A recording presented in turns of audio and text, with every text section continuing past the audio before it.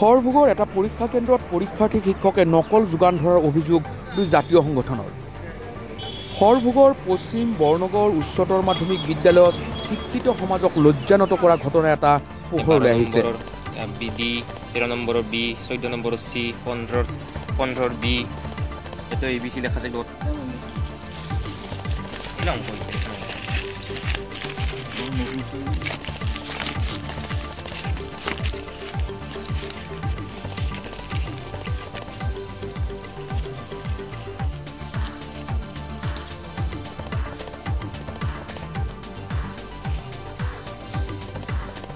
খৰভোগৰ এখন বিশেষ বিদ্যালয়ৰ দৃশ্য।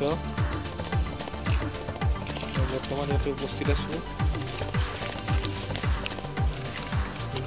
খৰভোগ বৰনগৰ উচ্চতৰ মাধ্যমিক পৰীক্ষা কেন্দ্ৰটোত পৰীক্ষাৰ্থী শিক্ষকে নকল যোগান ধৰাৰ অভিযোগ উত্থাপন কৰিছে আছু, গড়িয়া জাতীয় পৰিষদ আৰু স্থানীয় ৰাইজে।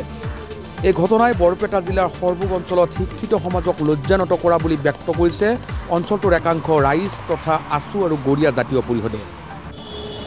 হয়, এক অতিকৈ দুৰ্ভাগ্যজনক ঘটনা সন্মুখত আহিছে। এই যি বৰনগৰ অঞ্চলত যি এই পশ্চিম বৰনগৰ যি মহাবিদ্যালয়, ইয়াত একাংশ শিক্ষক তথা ইয়াৰ কৰ্মৰত কৰ্মচাৰীয়ে স্কুলৰ বিদ্যালয়ৰ ভিতৰ ভাগত ছাত্ৰ ছাত্ৰীসকলক নকলৰ দৰে প্ৰতিলিপি যোগান ধৰি আহিছে। আৰু এই ক্ষেত্ৰত আমি বৰনগৰ আঞ্চলিক ছাত্ৰ সন্থাৰ পৰা তীব্ৰ ভাষাৰে গৰিহণা দিছোঁ আৰু এনেকুৱা কাৰ্য আমি কেতিয়াও মানি নলওঁ। সেই সূত্ৰে গম পোৱা অনুসৰি ইয়াত প্ৰায় ভালেকেইজন ইয়াৰ শিক্ষক তথা কৰ্মচাৰী জড়িত হৈ আছে আৰু এই ক্ষেত্ৰত আমি অনাগত দিনত ৰাইজৰ সন্মুখলৈ এই যি আমাৰ প্ৰমাণ আছে এই প্ৰমাণসমূহ আমি ৰাইজৰ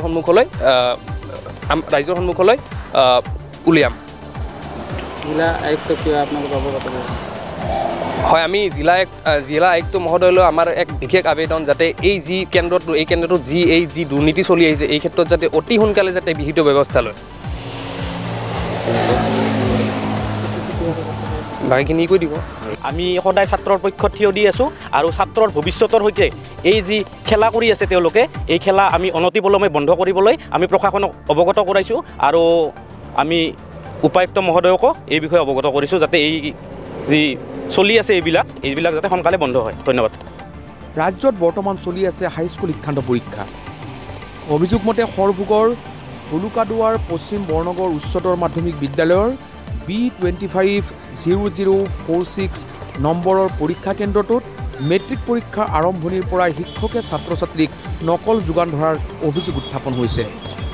বিদ্যালয়খনৰ ছাত্ৰ ছাত্ৰীক অধিক নম্বৰ আৰু ভাল ফলাফল লাভৰ বাবে শিক্ষাগুৰুৱে ছাত্ৰ ছাত্ৰীক নকলৰ টোপোলা যোগান ধৰাৰ কথাই ছাত্ৰ ছাত্ৰীৰ মাজত এক বিৰূপ প্ৰভাৱ পেলাব বুলি ব্যক্ত কৰিছে আছু, গড়িয়া জাতীয় পৰিষদ আৰু স্থানীয় ৰাইজে। আনকি ছাত্ৰ সংগঠন দুটাই অভিযোগ কৰে যে বহুদিনৰে পৰা অপ্ৰাদেশিকৃত পশ্চিম বৰনগৰ উচ্চ মাধ্যমিক বিদ্যালয়ৰ প্ৰধান শিক্ষক মৃণালজ্যোতি দাস আৰু পশ্চিম বৰনগৰ উচ্চতৰ মাধ্যমিক বিদ্যালয়ৰ অধ্যক্ষা জুনুমণি ৰায়ৰ নেতৃত্বত পৰীক্ষা কেন্দ্ৰটোত ধনৰ বিনিময়ত পৰীক্ষাৰ্থীক নকল যোগান ধৰি আহিছে।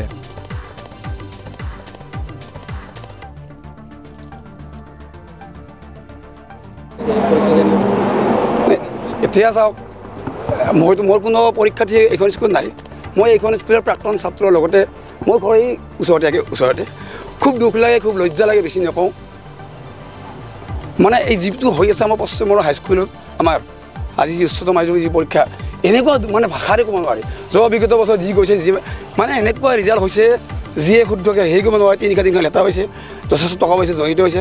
আমি ক'ব বিচাৰোঁ যে প্ৰশাসন থকাৰ পিছতো স্কুলৰ হেৰি থকাৰ পিছতো কিয় এনেকুৱা হ'বলৈ পালে। এইবাৰো চাইছে, প্ৰশ্ন লিখিছে, উত্তৰ লিখিছে, আমাৰ প্ৰমাণ আছে। কিন্তু দুখ লাগে, ধিক্কাৰ আহে, লাজ লাগে। এইখন স্কুলৰ প্ৰধান শিক্ষক যিজন আছে তেওঁ এটাই কয় আই ডোণ্ট কেয়াৰ। স্কুলৰ গছ কাটি শেষ কৰি পেলাল, মিড ডে মিলৰ পইচা মাৰিল। লগতে সেয়ে নহয়, বিগত বছৰত যে স্কুলত চাইকেল দিলে, চাইকেল 100 টকা ল'লে।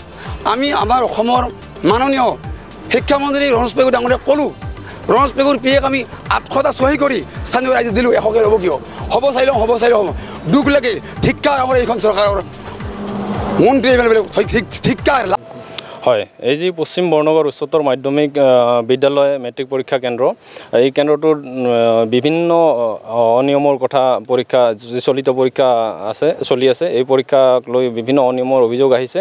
যেনে একাংশ শিক্ষকে ছাত্ৰ ছাত্ৰীসকলক নকলৰ যোগান ধৰাৰ দৰে এনেকুৱা গুৰুতৰ অভিযোগ আমি পাই আহিছিলোঁ আৰু সেই মৰ্মে আমি বিভিন্ন ধৰণে আমি তদন্ত কৰি গম পাইছোঁ যে হয় এই স্কুলৰ লগতে কিছুমান বিশেষ ব্যক্তি এই কুকৰ্মৰ লগত জড়িত থকা আমি গম পালোঁ আৰু গম পাই এতিয়া আমি আপোনালোকৰ জৰিয়তে এই যি ঘটনা সংক্ৰান্তত সেৱা বোৰ্ডৰ লগতে শিক্ষা বিভাগ লগতে যি জিলা শিক্ষা বিষয়া তেখেতসকলক আমি আহ্বান জনাইছোঁ যে এই ঘটনাটো অনতিপলমে তদন্ত কৰি দোষীসকলক উচিত শাস্তি দিব লাগে, চূড়ান্তভাৱে শাস্তি দিব লাগে আৰু এই যি উঠি অহা প্ৰজন্মৰ সৈতে লৰা ধেমালি কৰা বন্ধ হ'ব লাগে। সৰভোগৰ পৰা শহীদুল আলীৰ ৰিপৰ্ট DA 365 অসম।